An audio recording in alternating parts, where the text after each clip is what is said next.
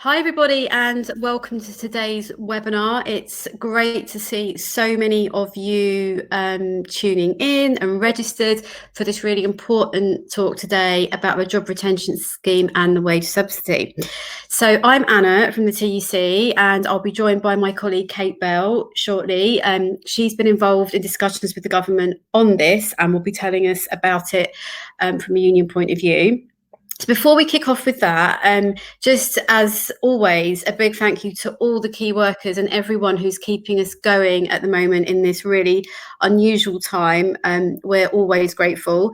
For those of you who are new to our webinars, just to talk you through how they work, on this side of the screen, there's a chat panel where you can talk to other people on the webinar. Please introduce yourselves, tell us where you're from, and you can of course comment there also.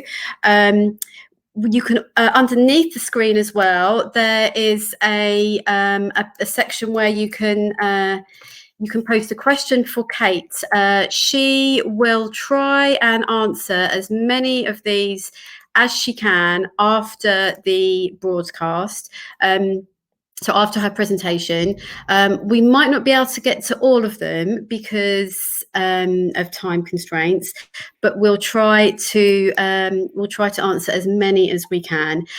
We are recording this session and we will be sending a link to the recording after we're done and any resources. So I'm just going to hand over to Kate now to start the presentation. Right, thanks so much, Anna. Hi everybody, I'm Kate. I head up one of our teams at the TUC, and as Anna said, I've been involved in some of the discussions with the government around the job retention scheme.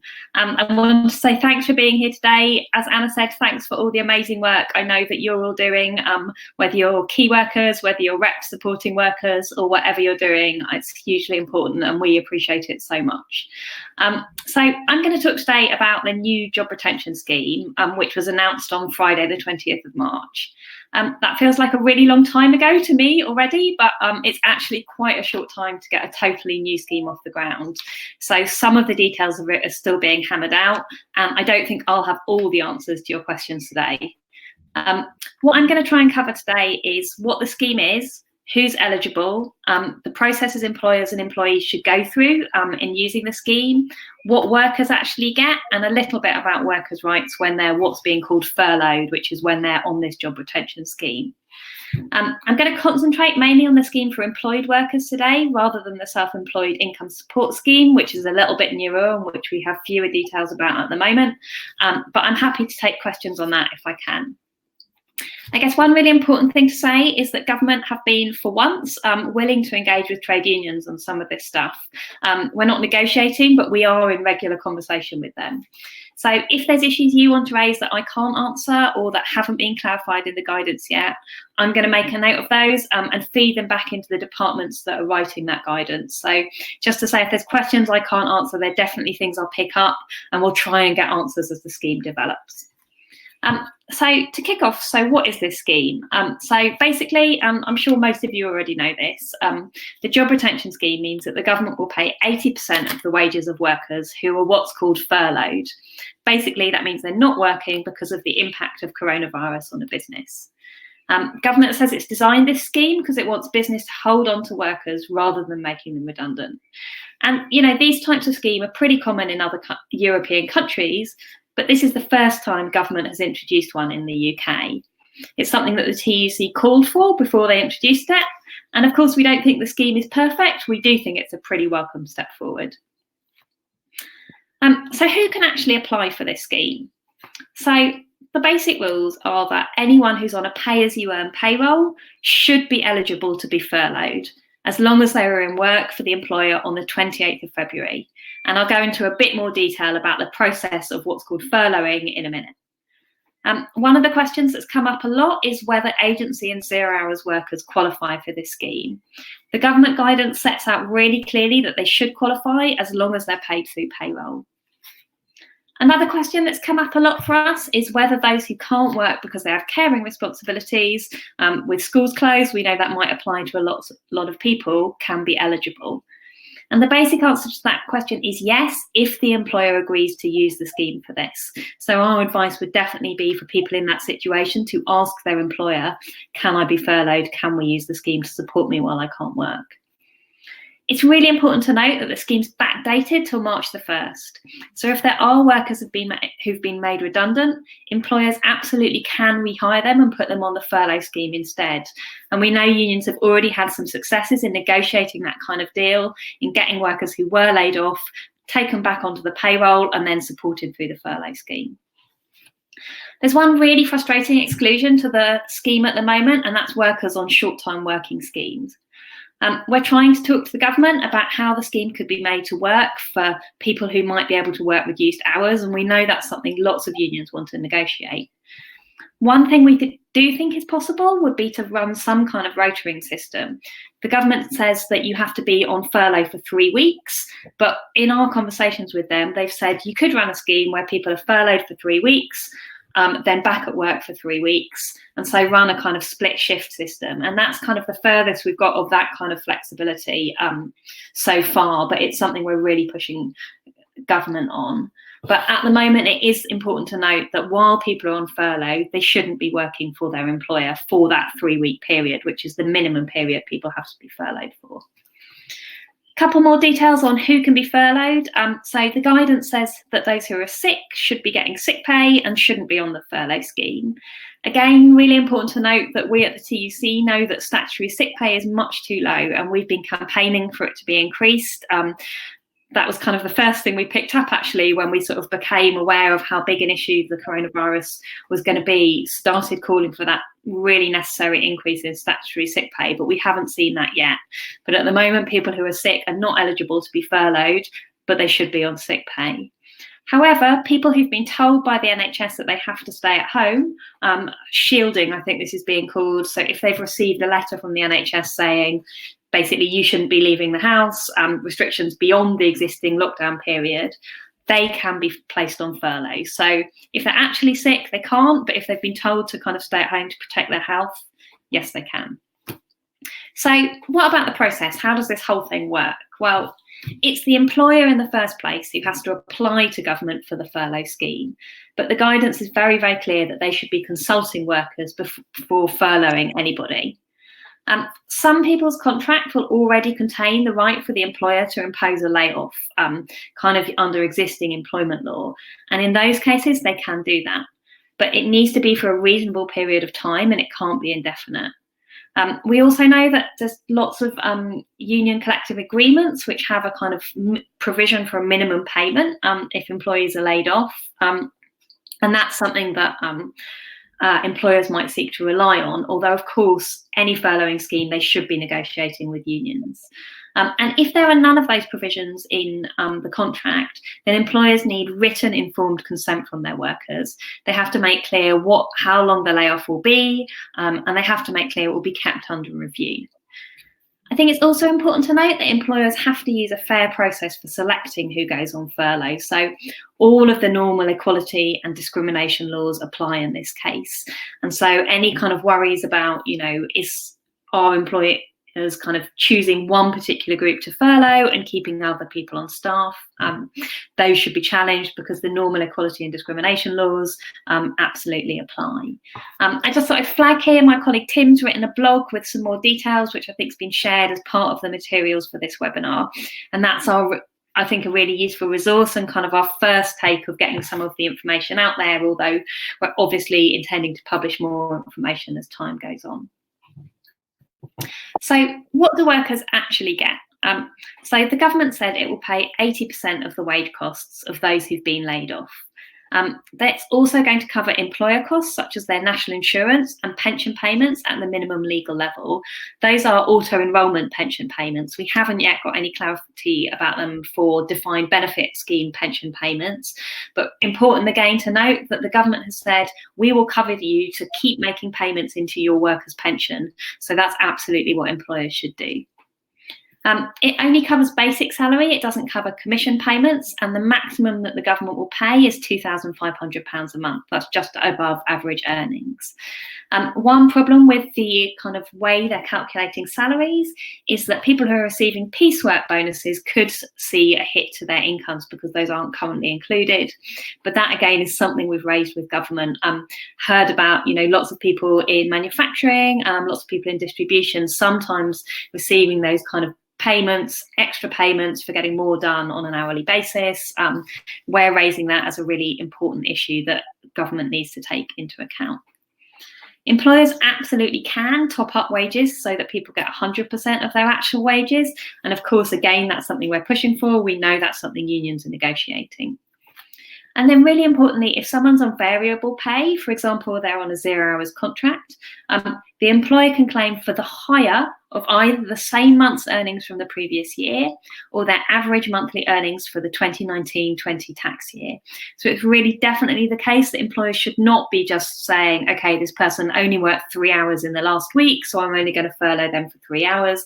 They've got to take the higher of those two different averages. So that's the same month's earnings from last year or average monthly earnings from the 2019 tax year. Just lastly, what about workers' rights when they're furloughed? So government guidance on this is really clear, and I just thought I'd read it out because I think it's really important that this is kind of got right. So they say employees that have been furloughed have the same rights as they did previously. That includes sick pay entitlement, maternity rights, other parental rights, rights against unfair dismissal, and rights to redundancy payments. And really important to note that the furlough scheme does not affect workers' redundancy rights. So that's where I was going to kick off basically with hopefully some of the kind of basic details of the scheme. But let's go back to Anna and see what questions we've got, and I'll see what I can do to answer them. Thanks, Kate. Well, we've had loads of questions come in both before we went live and during. So I'm going to try and group the questions so that because we won't have time for all 58, I'm afraid. But okay, the first one: if an employee is furloughed, does this affect redundancy rights if at the end of the furlough period they are made redundant? Will redundancy payments be calculated as if they had continued in full-time employment? So our understanding is it does not affect their redundancy rights, and those payments should be calculated on that basis. And that's that piece of guidance that we've had around employees that have been furloughed have the same rights as they did previously, including rights against unfair dismissal and to redundancy payments. I think we haven't clarified the redundancy payments being calculated if someone was only being paid 80% of their salary rather than 100%. I think our understanding at the moment is that it would be calculated on their actual salary, so not the 80% payment. But that's a really good one for us to take back and get government to clarify in the actual guidance. So thanks, because that's a really good question. Okay, great. Thank you. We've had a question about migrant workers. So will migrant workers who ordinarily have no recourse to public funds as they have not been in the country long enough be eligible for assistance under this scheme? Would it lengthen the time it takes for them to qualify for settled status? So to pick this one up, government guidance doesn't say anything about this at the moment, but what it does say is that if basically the scheme should apply to anybody who is on a PAYE payroll, and in most cases I would have assumed that included these workers. I think we'd have to double check the definition of public funds. As I understand it, that normally is relating to kind of social security payments, and this as a kind of wage support scheme, as we understand it, basically the employer is continuing to pay that person's wages, and then the employer claims back the costs from government.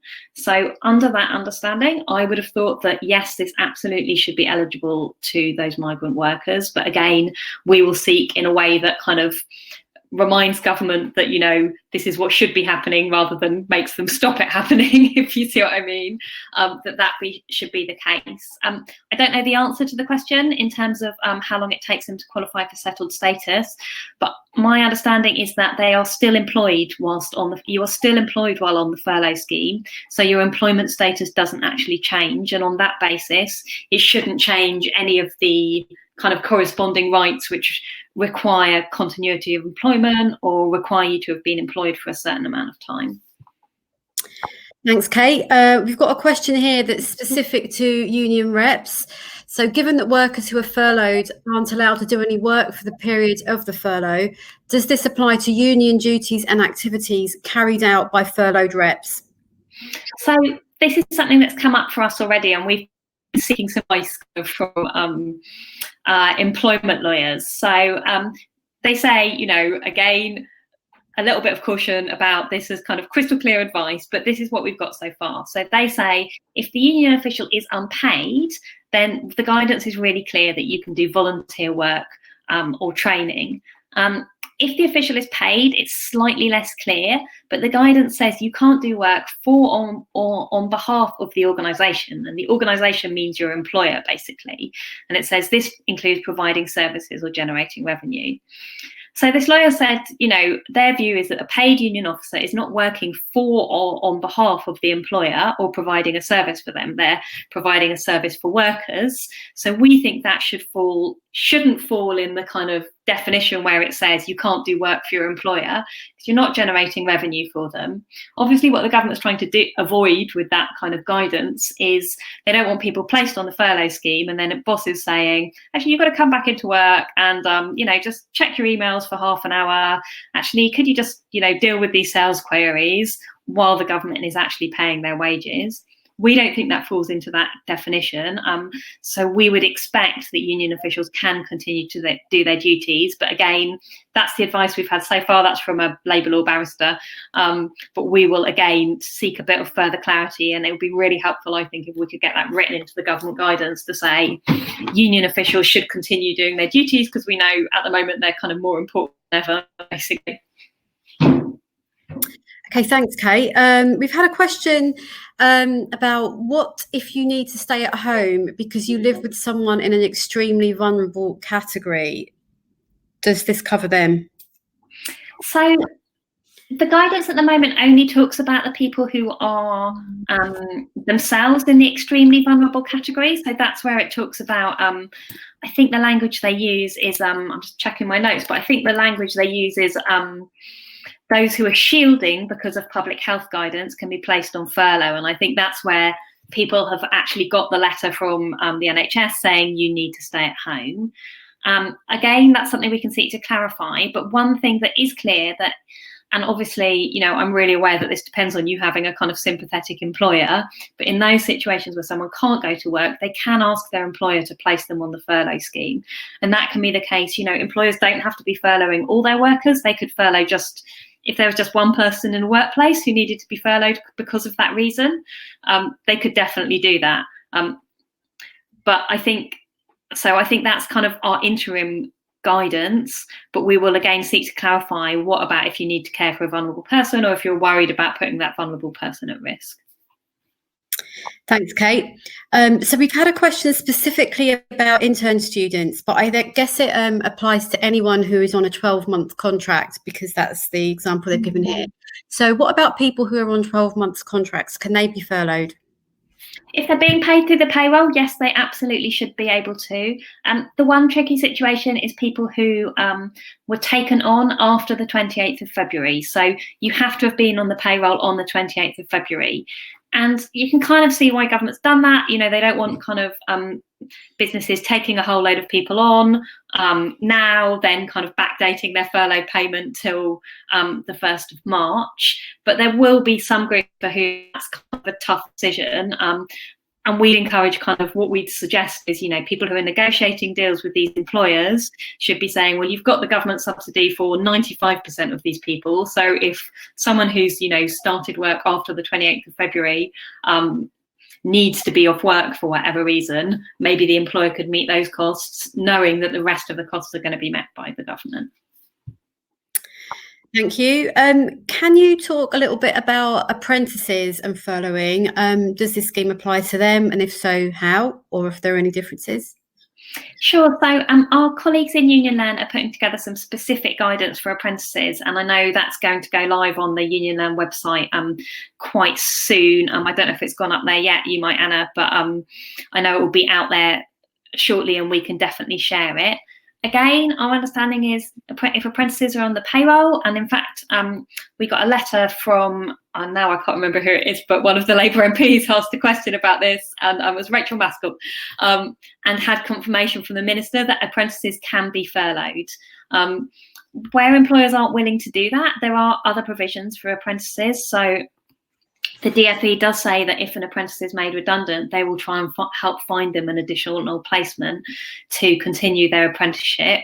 But basically, yes, they can be furloughed, and refer back to the Union website, where our colleague Kirsty has done a really good piece of kind of more detailed guidance around what might happen to those kind of education requirements, exactly how employers should be using the furloughing scheme, what to do if for some reason the employer refuses to furlough an apprentice in that situation. Yeah, I'm not sure. Yeah, Kirsty's just posted in the chat that guidance will be going up online this week, so we'll make sure that is you're pointed towards that. Thanks, Kirsty. Right, so we've had a question asking, is there an end date for the furloughed workers, even if lockdown restrictions have not been lifted? So it's really interesting what the Chancellor said when he announced this scheme, actually. So he said for an initial period of 3 months, but I don't rule out extending that. I think that was a really, really welcome statement, that basically he kind of has done a bit of a kind of whatever it takes type message. None of us know how long lockdown is going to last, or if somebody does, please tell me. That would be nice. But I think the Chancellor was really, really clear in his announcement that although he kind of talked about this initial 3-month period, there isn't a limit on the scheme, basically. It doesn't have a kind of budget attached to it. They haven't said we'll spend up to £10 billion and then the money's run out and no one more is being furloughed. They've said government's going to do whatever it takes to support people through this period. So hopefully that will give employers a bit of confidence that they can kind of safely, I guess, kind of furlough people without thinking that money is about to run out in 3 months' time. Great, thank you. So will agencies be entitled to claim for this for agency workers that they are responsible for, that that are signed up to their agency? So what the guidance says at the moment is where agency workers are paid through a payroll. So let's say an agency worker has come in to do some kind of temping in your organisation, or I don't know, they're employed kind of in a substantive role basically and paid through the organisation's payroll, then the employer should be able to furlough them in the same way they would any other worker, basically. So that's where kind of the agency worker is being paid for the kind of substantive employer. Then they should be able to be furloughed. It hasn't been quite clear to us yet what happens in kind of more complicated schemes where, for example, you've got umbrella companies and the payroll might be being run through an umbrella company. I think, again, we're trying to get clarity on that, or where, in fact, the agency is, in fact, running the payroll directly for the people who are working for it. In that situation, basically, anytime you've got a kind of straightforward relationship between one employer with a payroll and a worker being paid through that payroll, furlough can apply. I think the more difficult situation is where you've got these kind of intermediaries like umbrella companies, and that's one of the questions that we don't yet have clarity on, and obviously we're trying to seek clarity on. And just to kind of give a plug for our wider work, one of the reasons we've raised a lot of concern over the years about these really complex payment structures like umbrella companies, like kind of multiple subcontracting, is because when you get schemes like this, they're much harder to operate when it's not clear who the employer is, and that's just one of a myriad of reasons why we think those schemes are not a good way to run employment models. Are you able to talk at all about those who are on maternity leave? We've had a posting saying, will the 90% payment, what would it be based on? Would it constitute a furlough payment? That sort of thing. If you know anything about that, it would be, or if if the government have even published this yet, it would be good to get some information on that too. Yeah, let me, I'm just going to scroll down to the right bit of the guidance so I can get it right, basically. So their government guidance for businesses, and I think we've put these resources in the chat somewhere, haven't we? There's one set of guidance they've published for businesses, which is actually a bit more informative and definitely worth having a look at, as well as the one they've published for employees. So basically it says if your employee is eligible for statutory maternity pay or maternity allowance, the normal rules apply and they're entitled to claim up to 39 weeks. Then it says, it talks about employees who qualify for statutory maternity pay being eligible for 90% of their average weekly earnings. So it goes through the kind of normal maternity pay rules. I think one of the issues that we are currently aware of and raising is if somebody would only qualify for statutory maternity pay based on their normal hours, basically, let's say you have to be basically earning the equivalent of 16 hours at the national living wage a week in order to qualify for statutory maternity pay. If you dip below that because of the 80%, that's one of the things we're urgently trying to get some clarification on, because they're the one group that we are slightly worried about may miss out in this situation where normally you'd qualify for maternity pay rather than maternity allowance, but because your sort of effective hours or your earnings basically have dipped below what's called the lower earnings limit, which qualifies you for statutory maternity pay. Those are some people we're a bit worried might miss out, and lots of unions have raised that as an issue with us. It's something we're urgently raising with government too. Thanks, Kate. We've had a question specifically about universities.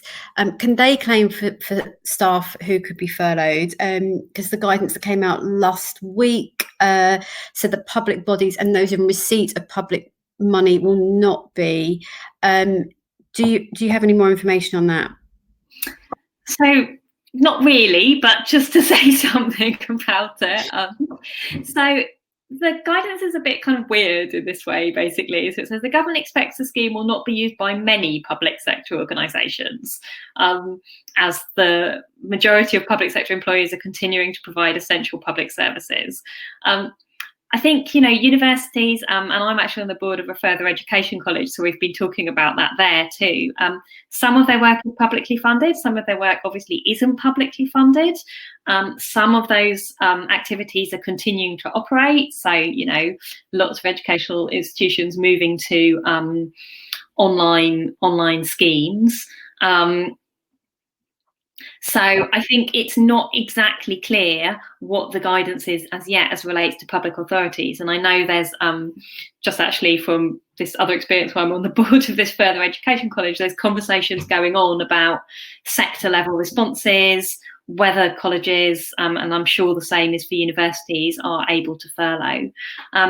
Just actually remembering back to that conversation, I know that, for example, if there's catering staff in a university, I think it's pretty clear that they should be able to be furloughed on the scheme. If the university isn't open, the catering or the cleaning staff perhaps, or other facility staff are not able to go to work, it's pretty clear that their ability to work has been affected by coronavirus.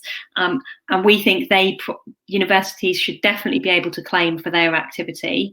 But I think it's probably, those issues are being worked out on a sectoral basis. And as soon as we get any more detail, again, that's something we can feed back. Thanks, Kate. We've had quite a few questions about somebody taking on, while they're on furlough, taking on another job, a second job, or even earning a little bit of money for a few hours work a week. What's the situation regarding them? So I'm really sorry I keep saying this about the guidance not being clear yet, because it really is in development and these are things we're kind of looking at as we go. But on this one, the government says if you've got 2 jobs, you can be furloughed for each job. So I think it should be possible, provided it's a separate job, it's clearly not doing work for your employer, that this may be possible. Government's also been very clear about people doing volunteer work. And, as this crisis goes on, you would expect that government is going to want people to possibly, I know we're seeing shortages in kind of retail, for example, shortages in local authorities. If you think about huge challenge of kind of processing universal credit applications that's happening at the moment, you'd have thought kind of Job Centre and the DWP are going to want to be recruiting people. So I think government will want to encourage people to take up those roles, and therefore is going to have to get the kind of guidance about this right. But at the moment, all we can say on the basis of what's been published so far is that if you already have a second job, you can continue to do that, and that the furlough applies for each job, not kind of once you've accessed any sort of furlough scheme, you're then not allowed to do any work. Thank you. Someone's just posted in the chat saying that, say you're furloughed and then you take up a new job. So, for example, the restaurant you were working in closes, but then you work in a supermarket. Do we know yet, has the government clarified how that would be covered? I think that's a sort of similar question. So at the moment, it says if your employer is more than one employer, they can be furloughed for each job. Each job is separate, and the cap applies to each employer individually. So I think that means there may be some kind of flexibility around that. And again, what they've said about what you can do while you're on furlough is around not working for your existing employer. I guess the difficult thing is if you think about, you're on the furlough scheme, you've still got your existing employment relationship. Basically, you've still got your existing contract with your employer, and some contracts may specify, you're not able to work for other people while doing this, and kind of your requirements around your availability for work. So I think those are some of those kind of tricky issues. Again, we've started kind of discussions with government about them thinking about how they might redeploy workers, and that's something we've asked for some urgent clarification from them in that context. But that's definitely one we'll push, because I think I can see someone in the chat saying government advice is a bit contradictory here, and I basically agree. Yeah, but hopefully we'll get some clarity on some of these things as the days go by. We've had a question about union consultation. What is the situation there with regards to the scheme? So does it come under collective consultation or collective redundancy rights? Yeah, it's not collective redundancies, but it is collective consultation, basically. And one of the things we've kind of welcomed in the guidance is the guidance to employers pretty clearly says you will need to consult your employees. Just going back to Tim's blog, which is where he's kind of set this out, basically, that is unless there is already a right in contracts to lay people off temporarily. So some contracts will have that. I don't think a huge amount of individual employer contracts will have that. And if you're in a unionised workplace, we'd expect that to be part of your collective agreement. But government guidance does say if you're considering laying off a number of workers, collective consultation, right, you will need to consult collectively as well as individually. So yes, collective consultation. It's not redundancy, so it's not under the kind of redundancy scheme for collective consultation as we understand it. But yes, employers should be consulting. Thanks, Kate. We've probably got time just for another one or two questions. So Owen Cox has asked, can somebody with protected characteristics be furloughed, as this selection may be discriminatory, for example, long-term health conditions or those with disabilities? So I think what government's been really clear about is that normal equality and discrimination law applies, basically. So my understanding would be, the other thing it's really important to note is that people can't be furloughed without their consent.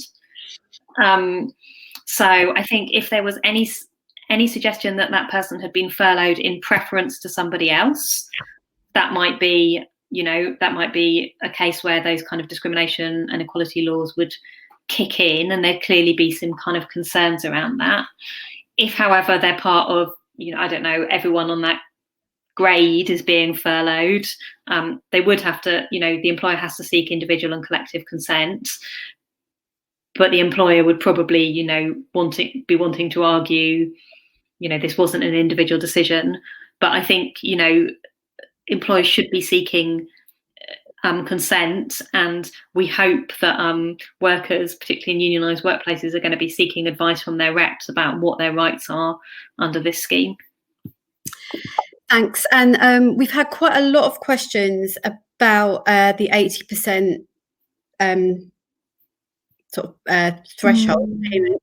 But then we've also had someone ask, are employees not contractually obliged to receive 100% of their salary? So companies should top up to 100%. Perhaps this is something that reps can particularly take on board?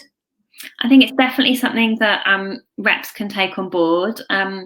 I think the difficult situation, and we've seen really great examples of reps negotiating to get people paid that 100% of their wages. I think the difficult situation, and obviously individuals do have to consent to the scheme. So I think that's probably where the kind of variation in employment contract would come in, that you will have said, yes, I agree to be furloughed. And at that point, you'll have basically verbally agreed to a change in your contract for that period, as I understand it.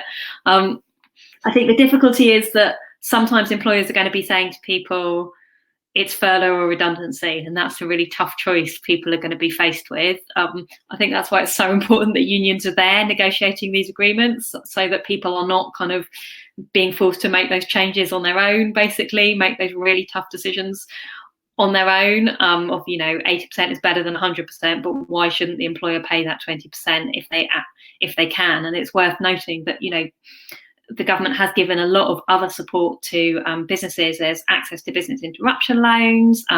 They've deferred their next VAT payments, so businesses should have some kind of cash flow coming in order, if they're saying we can't cover that gap before the furlough payment kicks in, well, actually that's a bit of cash flow government's given them.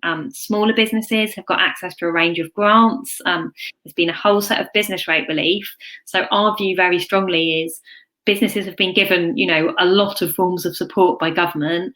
They've explicitly designed this scheme to help them keep people on, and it's really, really vital that employers are using it.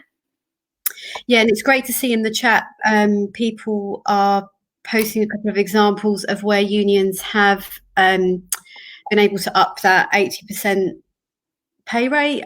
Someone has posted that Unite have negotiated a 95% pay. So definitely talk to your reps. And yes, Maggie, you've posted that can the TUC publish examples of where campaigns have been won? If we know about them, I'm sure we can publicise them. So yes, we'll be able to maybe collate this as the days and weeks go by with this. So Kate, we've covered quite a lot of the questions that have come in. I know we've not got to all of them. I've tried to group the questions as we've gone through, and I know that we don't know all the details yet that this scheme, of who this scheme will apply to. So before we finish, I believe you've got any other sort of closing comments you want to make? So just a thing, if you're a union rep and you're winning good deals, please feed them back, and we're really keen to publicise those wins, show that it's never been more important to join a union, as that's the best way to protect people through this time. We are going to try and publish regular blogs on our website, setting out when we see the guidance being updated. We're also collecting questions from unions and regularly feeding those in to the Department for Business and the Treasury. And so please feed them up through your union structures. We're really, really keen to have those. We're also kind of, as far as we can, sending kind of updates on what we learn from Treasury as soon as possible. And maybe talk to Anna, but happy to come back if that's helpful. You can maybe give some feedback that I can't see about whether that would be helpful or not. But yeah, really happy to run another of these sessions if people think it's been useful, and as and when we've got more information, we're really, really keen to get that out to people so that unions can actually use it. Yeah, and thanks for being here too. Absolutely, Kate. One thing I meant to say earlier is, even though we haven't been able to answer every single question specifically, they're incredibly useful for us at the TUC because it allows us to inform the discussions that Kate and other colleagues have with ministers. So yeah, please don't think just because we haven't answered your question specifically, we're not taking it on board. We're making note of everything.